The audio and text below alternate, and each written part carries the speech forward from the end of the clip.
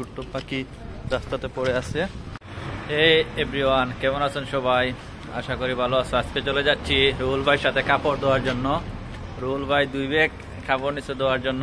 আপনাদেরকে দেখাবো আমরা কিভাবে কাপড় ধুইতে হয় পর্তুগালে। আসলে বাসা বাড়িতে কাপড় ধোয়া যায় না, কোনো সুযোগ সুবিধা থাকে না, যার কারণে আমরা ওয়াশিং মেশিনে নিয়ে কাপড়গুলো। এটা আমাদের বাসার খুবই কাছে, এই সামনে আর কি সেলফ সার্ভিস ওয়াশিং মেশিন যেটা। এই দেখুন, একটা খুব ছোট্ট পাখি রাস্তাতে পড়ে আছে। তো এখানে রুহুল ভাই চলে যাচ্ছেন।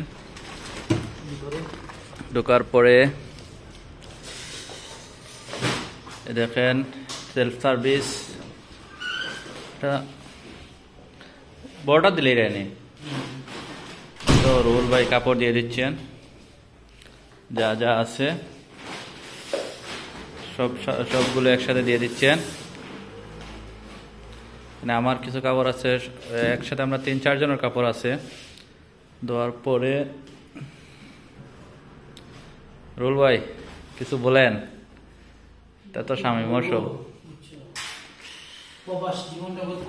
এখানে দেওয়ার পরে পরবর্তী সময় এটা আছে, এখানে দিয়ে দিলে কাপড়গুলো শুকিয়ে যাবে, আর 1 ঘন্টা সময় যাবে। আর রুহুল ভাই দিয়ে দিতেছেন। ওকে ওকে, পরে এখানে টাকা দিয়ে দিবেন। রুহুল ভাই টাকা দিয়ে দাও, সিলেক্ট করতে হবে। ইউরোপ আসেন। রুহুল ভাই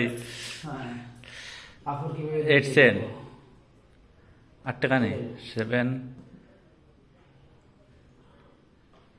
মানে টাকা দিতে হবে 7 ইউরো, 8 ইউরো। কি হয়েছে?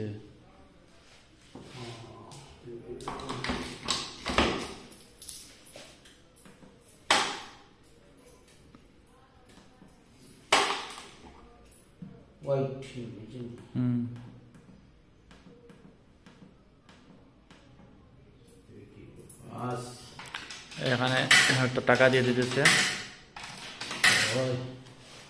7 ইউরো দিতে হবে 30 মিনিটের জন্য। 30 মিনিটের কাপড়গুলো দিয়ে দিবে।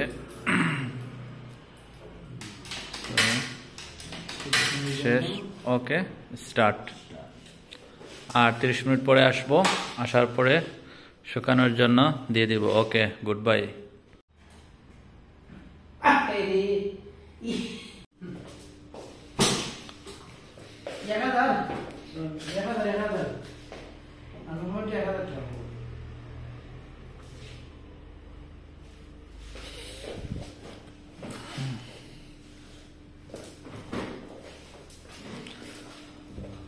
বাটারি চিন্তা করেন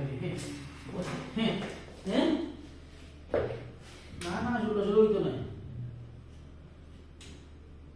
না না ওইতো না।